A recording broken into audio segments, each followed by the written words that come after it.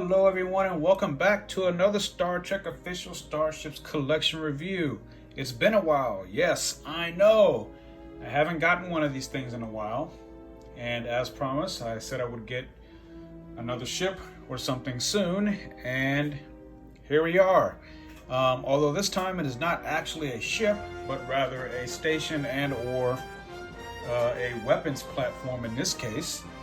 In particular, the Cardassian Orbital Weapons Platform, the special issue available only on the Eaglemoss website. And this was seen in Star Trek Deep Space Nine Season 6 episode finale, or season finale, Tears of the Prophets.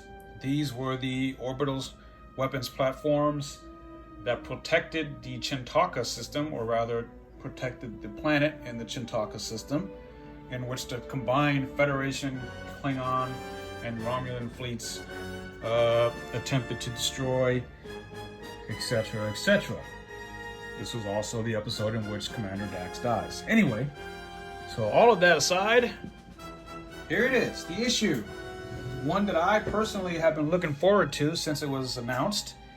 And as you can see, I have a magazine and a platform here, so I'll move this aside momentarily, and then we can dive right into the magazine. Okay, so first off, you see a nice image of the platform there. Pretty cool. And according to the stats here, it's not operated by any crew members. It's all automated.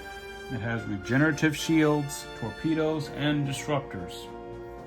So turn the page, and like every other ship or station in the Starships collection, the magazine format remains the same. Shows you how to mount it to the stand right there on the left, and then some more basic information here, which pretty much repeats what's here already. So now we turn the page, and a couple of nice views of the orbital weapons platforms, and you got some computer readouts as seen in the episode, especially from the Cardassian point of view, and we have a little bit of text there,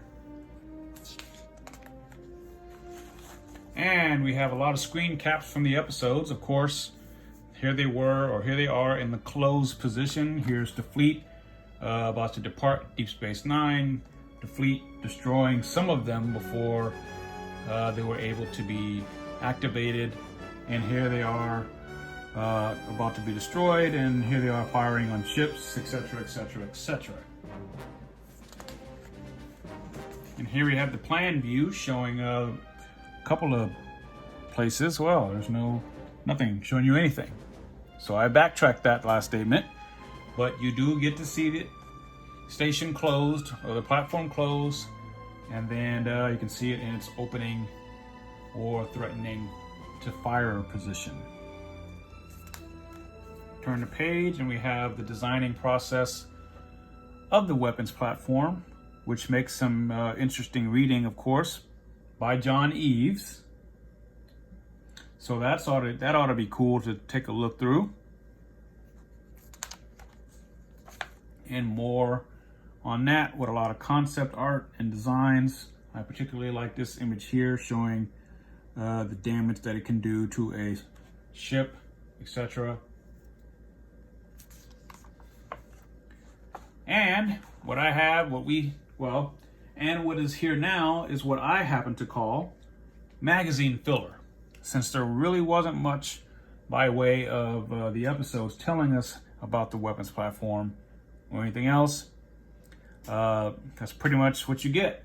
Just a few pages of some basic information and how to design it, or how they designed it. And now we have the arming of Deep Space Nine, which is something that I don't think we've ever really seen before in a magazine. So I think this would be cool to read as well, with more art by John Eves, of course. And you can see a lot of torpedoes and phaser arrays and whatnot that were really seen when the Klingons tried to invade Deep Space Nine before setting out to invade Cardassia. And more on that A lot of great artwork seen here. It's interesting to see how things would have turned out had they actually followed the artwork versus what they ultimately chose. And more concept art and more text with a couple of screen caps. And that pretty much concludes the magazine. You get a nice shot of the platform in the open position there, and that's pretty much it. Pretty solid magazine, nice special issue. And now I'm going to get on to the model itself. All right, folks, and here we are. Take a look at that. The Cardassian Orbital Weapons Platform. This is pretty awesome. You know, so far in the collection, at 100 and almost over 150 issues in, starting to get a little thin in terms of what they're putting out. Seems like all the Starfleet ships, all the ones worthwhile anyway, have been put out. All the Klingon, Romulan, Borg, etc., etc., etc. And this is released, or was released, as a special, only available on the website. So this is not part of the subscription, in case you're wondering. This thing looks awesome. It fits in your hand about that much. Even rests nicely on the palm of your hand if you set it there right. It has a bit of a weight to it, which was a surprise. I was expecting this thing to be mostly plastic.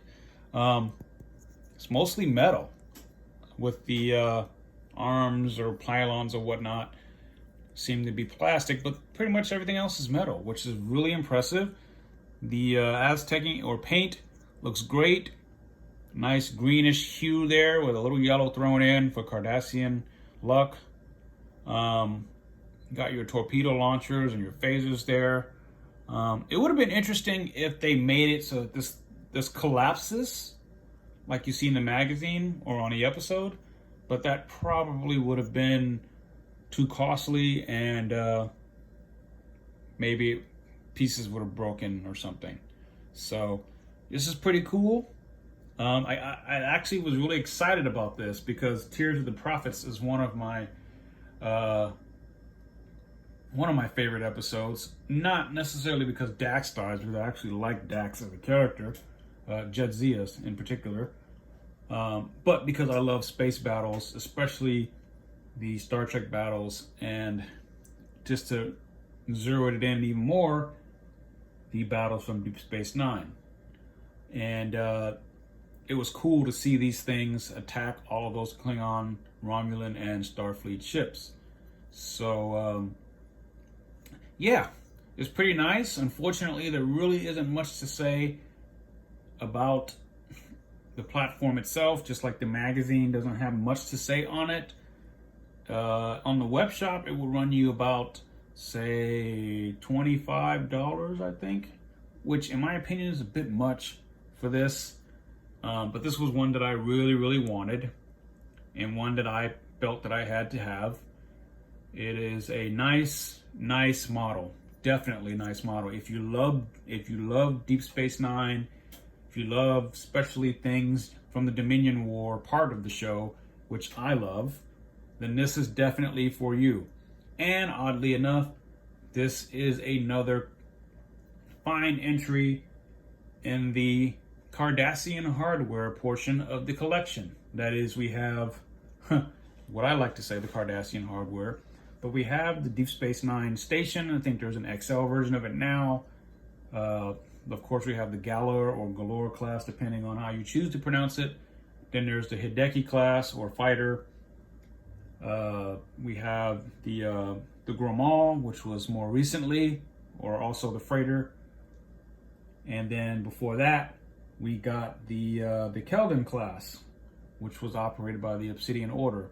But other than that, I think that this kind of completes the Cardassian ship designs that we've seen on Deep Space Nine or elsewhere. Maybe with the exception of that, the Dreadnought that was seen on Voyager. But other than that, I think that's pretty much it for the Cardassians.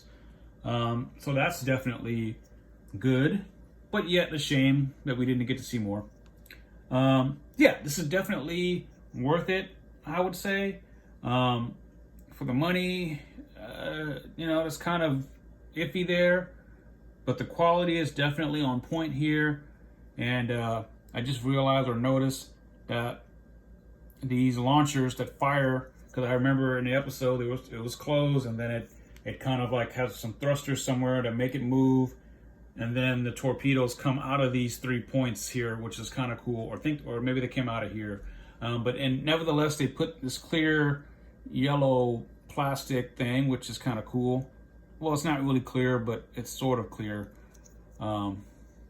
Pretty solid, pretty nice there. I would recommend getting it, although it's kind of interesting that this falls under the Star Trek Starships collection, considering that it is a station that didn't move. But I guess things like Space Station K7 and Space Dock, etc., are all considered stations, and they also fall under the collection. So, I guess. But yeah, so that pretty much wraps this up. If you have any comments or questions or anything, please feel free to drop it down below. And of course, it sits on the stand like that. And voila. And that, my friends, is the Cardassian Orbital Weapons Platform. So yeah, I hope you've enjoyed this. I look forward, of course, to getting a few more ships soon when things sort of stabilize in my life. I've got some changes going on here. So yeah, until next time, guys, live long and prosper. It was really nice to share this with you, especially in a time where Star Trek Discovery and Star Trek Picard seem to dominate everything. It's nice to go back to what I call the golden age of Star Trek. So yeah, until next time, guys, be safe, take care of each other.